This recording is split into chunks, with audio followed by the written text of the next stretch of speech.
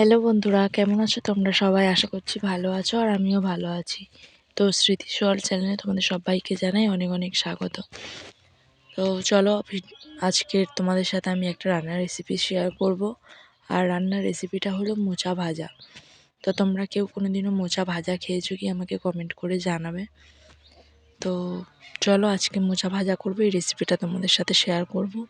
যদি এই রেসিপিটা তোমাদের ভালো লাগে তাহলে তোমরা বাড়িতে ট্রাই করে দেখতে পারো আর বানিয়ে খেয়ে দেখতে পারো কেমন লাগে। যদি ভালো লাগে তাহলে আমাকে তোমরা কমেন্ট করে বলবে। তো এখানে দেখো বন্ধুরা, কড়াতে আমি ফার্স্টে তেল দিয়ে দিয়েছি আর তেলের মধ্যে একটু শুকনো লঙ্কা দিয়ে দিলাম। তো তারপর আলুটা দিয়ে একটু ভালো করে ভেজে নেব। আলুটা প্রথমে একটু নুন হলুদ গুঁড়ো দিয়ে ভালো করে ভেজে নেব। তো চলো আলুটা একটু ভালো করে ভেজে নিই। আলুটা ভেজে তুলে নেব, নিয়ে তারপর আমি ফিরে মোচাটা ভাজবো। তো চলো আলুটা ভেজে তুলে নিই ভালো করে থালা চাপা দিয়ে।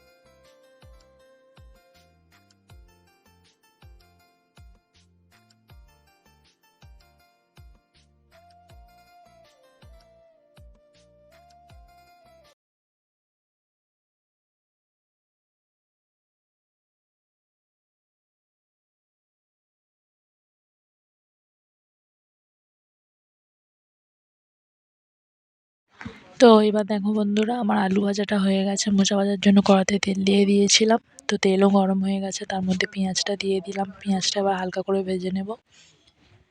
চলো পেঁয়াজটা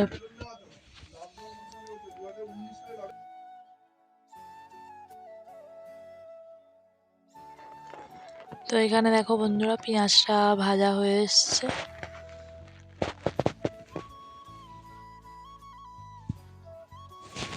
তো পেঁয়াজটার মধ্যে আমি একটু রসুন কুচি দিয়ে দিলাম, দিয়ে একটু ভালো করে ভেজে নিলাম। নিয়ে ওর মধ্যে আমি যে মোচাটা কেটে রেখেছিলাম সেটা দিয়ে দিলাম। আর হ্যাঁ, মোচা রান্না করলে অনেকে সিদ্ধ করে ভাপিয়ে ফেলে দেয়, তো আমি মোচাটা সিদ্ধ করিনি, মোচাটা ডাইরেক্ট রান্না করছি। তো ওর মধ্যে যে ভাজা আলুটা ভেজে রেখেছিলাম সেটা দিয়ে দিলাম। তো চলো দিয়ে একটু হালকা নেড়ে চেড়ে থালা চাপা দিয়ে দেবো।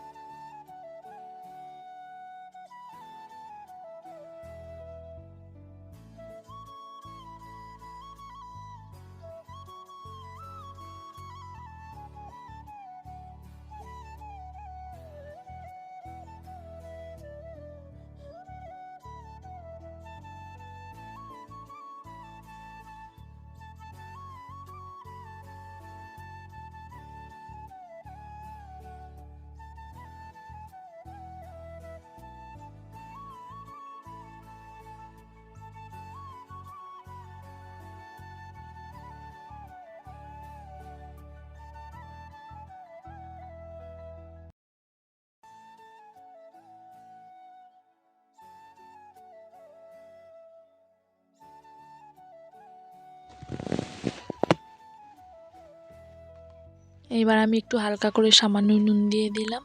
তো নুনটা দিয়ে একটু ভালো করে নেড়ে চেড়ে নিচ্ছি। তো চলো একটু থালা চাপা দিয়ে আর একটু ভেজে নিই ভালো করে।